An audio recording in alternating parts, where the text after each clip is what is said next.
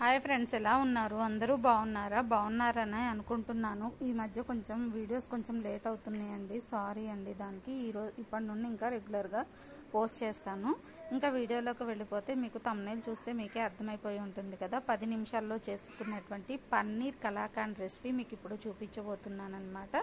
ముందుగా ఒక 1/2 లీటర్ పాలు తీసుకొని బాయిల్ చేసుకొని, ఒక బాయిల్ వచ్చాక అందులో కొంచెం వెనిగర్ కానీ లేదా నిమ్మరసం లేదా కొంచెం పెరుగు వేసుకొని ఇలా విరగొట్టుకోవాలన్నమాట. నేనైతే నిమ్మరసం వేసుకున్నాను.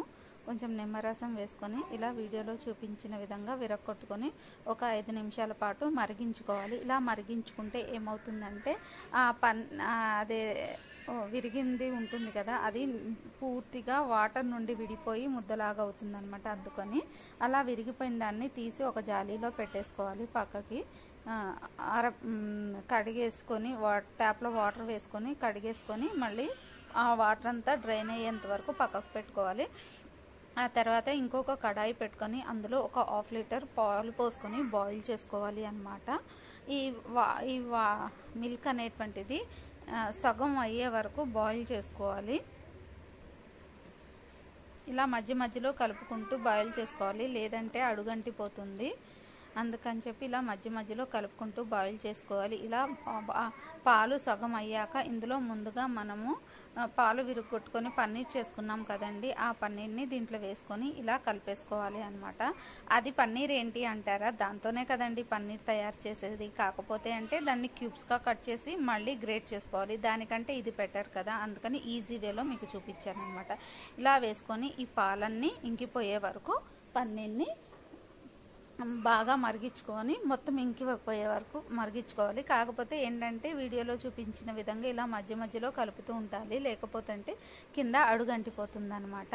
అందుకని చెప్పి ఇలా మధ్య మధ్యలో కలుపుకుంటూ చేసుకోవాలి అనమాట. చూస్తున్నారు కదా వీడియోలో చూపించిన విధంగా. ఇందాక హాఫ్ వరకు ఉంది, ఇప్పుడు చూడండి చాలా వరకు వాటర్ ఇంకిపోయిందనమాట. ఇలా మొత్తం ఇంకిపోయే వరకు ఉడికించుకోవాలి అనమాట. ఈ లోపు మనము ఒక సైడ్న మనకి మామూలుగా అయితే దీంట్లో షుగర్ వేసి కలిపేస్తారు, బట్ నేను కొంచెం హెల్తీగా చేద్దామని చెప్పి బెల్లాన్ని వేస్తున్నాను. బెల్లం కరగబెట్టి ఆ సిరప్ని దీంట్లో వేసి కలుపుతానమాట. ముందు మీరు వీడియోలో చూస్తారు. అందుకోసం అని చెప్పి మనకి ఎంత బెల్లం కావాలో ఆ క్వాంటిటీ మనము పొయ్యి మీద పెట్టుకొని కరగబెట్టుకుంటాం. కొంచెం ఒక టీ గ్లాస్ అంత వాటర్ పోసి కరగబెట్టుకోవాలి. చూసారు కదా, కరగబెట్టుకొని ఇలా సిరప్ని దీంట్లో కలిపి. సహజంగా షుగర్ వేస్తారు, కానీ అది అంత హెల్త్కి మంచిది కాదు అంటున్నారు కాబట్టి ఈ మధ్య బెల్లంతో ట్రై చేద్దామని చెప్పి ఇలా చేశాను అనమాట. ఇంకా ఇలా బెల్లం సరిపేసి ఇది కూడా బాగా ఇంకిపోయే వరకు వీడియోలో చూపించే విధంగా చేసుకోవాలండి. మామూలుగా మనం కలాకండ్ చేసుకోవాలంటే మోస్ట్లీ 2 నుండి 3 గంటల వరకు పడుతుంది, 3-4 గంటలు. బట్ ఇదేంటి అంటే 10-15 మినిట్స్లో అయిపోయేటువంటి పన్నీర్ కలాకండ్ స్వీట్ అనమాట. నిజంగా అండి చాలా బాగుంటుంది. ఇది మొత్తం ఇంకిపోయి డ్రైన్ అయ్యేలోపు మనము డ్రై ఫ్రూట్స్ని కొంచెం నెయ్యిలో ఫ్రై చేసుకొని చిన్న చిన్న ముక్కలుగా చేసి పక్కకు పెట్టుకోవాలన్నమాట.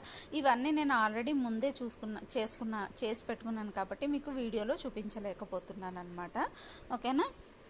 ఇలా మొత్తం వాటర్ మొత్తం ఇంకిపోయే వరకు ఇలా మొత్తం కలుపుకుంటూ ఉడికించుకోవాలి. నిజంగా అండి చాలా బాగుంటుంది. మనము నార్మల్గా పాలతో చేసుకునే కలాకండ్ ఎలా ఉంటుందో ఇది కూడా అంతే టేస్ట్గా అంతే బాగుంటుందండి. షుగర్తో చేస్తాం కదా, కానీ బెల్లంతో చేస్తే కూడా ఇంకా చాలా బాగుంది. షుగర్తో చేసిన దానికంటే కూడా బెల్లంతో చేసిందే ఇంకా చాలా బాగుందన్నమాట. హెల్దీగా మనము తినటానికి కూడా బాగుంటుందన్నమాట. ఇంకా ఇలా మొత్తం ఇంకిపోయే వరకు చేసుకున్న తర్వాత దీన్ని ఏంటంటే మన ఇంట్లో కేక్ మౌల్డ్ ఉంటే కేక్ మౌల్డ్ మీద అయినా చేసుకోవచ్చు. లేదు కేక్ మౌల్డ్ లేదు అనుకుంటే నార్మల్ బ్రెడ్ తీసుకుని అయినా దాని మీద కూడా మనము సెట్ చేసుకోవచ్చు అన్నమాట.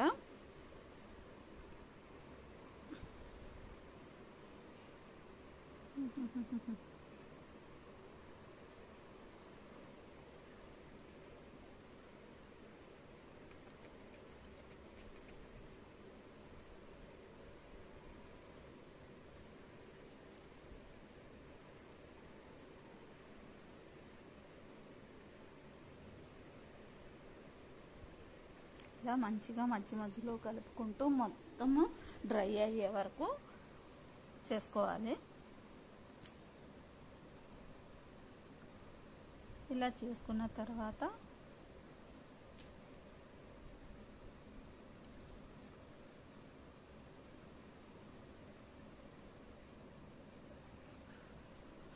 చూసారు కదా సైడ్స్కి ఎలా అడుగు అంటుతుందో, అందుకనే ఇలా బాగా కలుపుతూ చేసుకోవాలి. ఇలా కలుపుకుంటూ చేసుకొని మొత్తం డ్రైన్ అయిపోయాక ఇలా ఒక ప్లేట్ తీసుకొని దీని మీద ఏంటంటే ఇది మొత్తం వేసుకొని మంచిగా సెట్ చేసుకోవాలన్నమాట.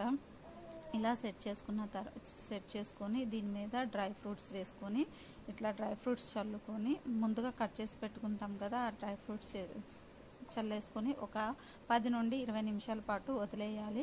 ఒక 20 నిమిషాల పాటు ఒక ఫ్రిడ్జ్లో పెట్టేసుకుంటే ఏంటంటే మనకి సెట్ అయిపోతుంది అనమాట. సో ఆ తర్వాత ముక్కలుగా కోసుకొని సర్వ్ చేసుకోవడమే, ఇంకా సర్వ్ చేసుకొని తినేసేయటమే అండి. నిజంగా చాలా టేస్ట్గా చాలా సూపర్గా ఉందండి. మీకు నచ్చుతుంది అనుకుంటాను. చూడండి, ఒక రకంగా ఇది బర్త్డే కేక్ లాగా కూడా అనిపిస్తుంది కదా. మీకు నచ్చుతుంది, తప్పకుండా ట్రై చేయండి. మీకు ఈ వీడియో నచ్చితే please like, share, subscribe to my channel. Thanks for watching.